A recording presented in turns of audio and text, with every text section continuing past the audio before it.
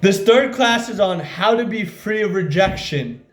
And the biblical text reads, the person with the Spirit makes judgment about all things, but such a person is not subject to merely human judgment.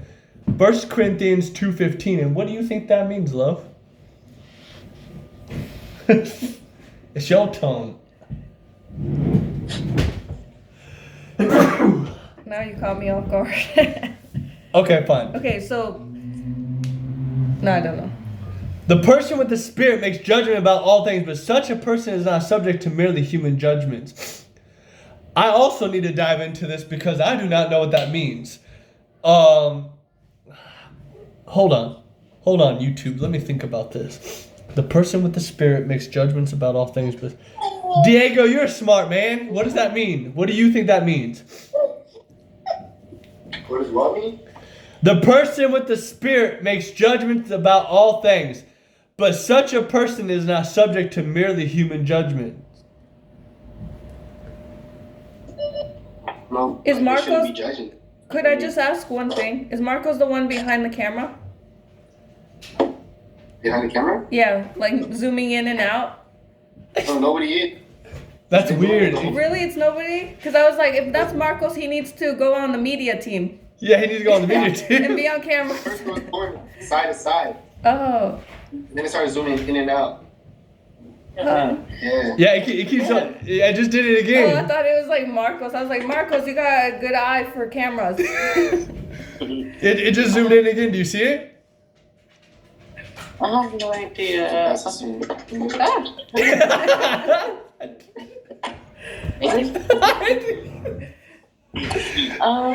It's an iPad. I think it should be kids now. Wait, how did you do that? Ask. How did you guys do that? Oh, you guys have iPhones? The iPad. It's an Oh, it's an iPad. yeah. It's just, I think I just turned it off. It says turn on to center stage. I think that's what it was. Okay. Oh yeah. So okay. There you go. Now you learned something from the I media. know. So what this to me means that a person of the Spirit can make judgment of all things. A person, because it says in the Bible that we cannot judge, but we can help our brothers and sisters. We can tell them, this is what you're doing wrong, but do not cast judgment upon them. But this person is not subject to merely human judgments, because if you are of the Spirit, you are not judging on behalf of yourself. You're essentially judging from a spiritual realm, from a spiritual standpoint. That, if you see someone stealing and you say, hey, you're not supposed to be stealing. Well, that's one of the commandments. So Jesus says that. God says that. Or, thou shalt not kill. If you see someone that kills and you say, hey, you're not supposed to be killing. You're not essentially judging from a human standpoint. You're judging from a kingdom standpoint. And the main content says there are some ways to overcome the feeling of rejection in your life. These factors you should consider. One of them, number one, is recognizing that you are important to God. We are all important to God. So we must not bring forth judgment, but love. As I spoke about in the first message tonight of blessings and cursings, we must bring forth a tongue of life, not a tongue of death. And that we must not repay evil for evil. If your spouse or someone in the church or someone on the road or someone in the church, I just said the church, your work, or anyone, if someone is to cause evil upon you, one of the things that will help you overcome the feeling of rejection is not to pay evil for evil. If someone cheats on you, do not go cheat on them. If someone tries to steal a promotion from you, don't bring the same thing forth upon them and steal something of theirs. Or if someone hits you, do not hit them back. If someone swears at you, do not swear back at them. And in the book, it says, treat others as you would have them treat you. And what that means is, as our parents always said, or at least my mom said, treat others as you would want to be treated. If we want to be loved by others, we must bring love to others. If we want to be hated by others, then by all means, bring hate upon them. If you want to be yelled at by many, then go ahead and yell at many. If we want a family of love, then we must embrace our family with love. Especially you and I, Diego, as men of the family, we must embrace our family with what we want our family to be like. If we want to be our wife or our fiancés or our girlfriend to come home, when we come home, them to embrace us with love, then we must bring forth love into the house. We should be the leader. If we want a house full of hatred and anger, then by all means bring forth anger, yell at our significant others, yell at our children. But I choose to bring forth love. And I struggle with this too, especially, and I know this is a problem, we all as men, we demand respect. So when someone disrespects us, especially my children, like, you want that respect. So sometimes it's easy to yell at them to get your point across, and it does not bring forth our teachings anymore. I've realized the other day my daughter Genesis was yelling at me, and instead of yelling at her and telling her don't yell at me, I just grabbed her face and softly and I said, "Baby, I love you. There's no need for you to yell at Daddy." And she immediately calmed down. She's 4 years old. She immediately calmed down and said, "Daddy, I'm sorry, but I just didn't like that you were doing this." And then it was over with. And I don't, go ahead and expand on number 4.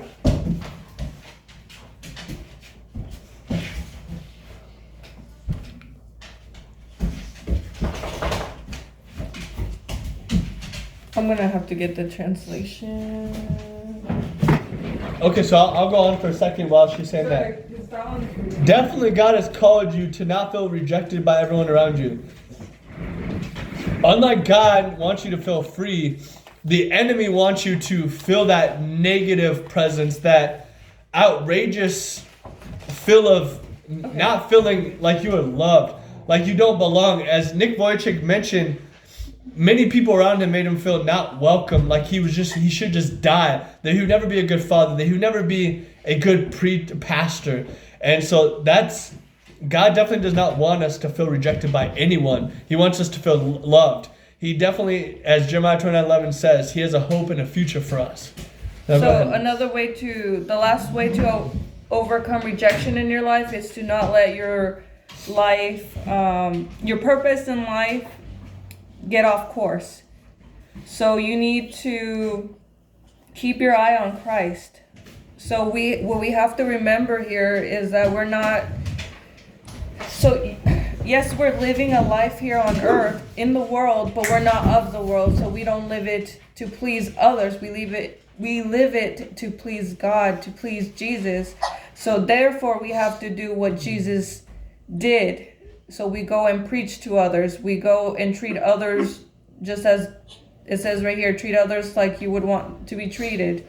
And if you read in the Bible, there were a couple times Jesus, got mad, but most of the time he was pretty respectful to people. Even when they were taking him on the cross, he didn't fight back. He didn't say a word. He didn't curse or anything, and he just took it as if as he needed. Yeah, and even as he was walking with the cross, he felt rejected by his Father, and he said, if it is your will, then Father, take this cup from me. This cup is not a literal cup, but take this pain from me." And then the angel of doubt, I believe it was, came upon Jesus and took away that doubt. Sometimes the enemy will put doubt in our life, and that's why it's so important that we never realize what others are going through. So the enemy could be causing so much doubt upon this person, and just even the smallest word like "you're never going to make it" could really drive that person over the edge to never try hard, to never pursue what their passion is. As I said, I never pursued being a neurological surgeon because my father said I couldn't make it. I would never make it. I was not smart enough, so I believed him.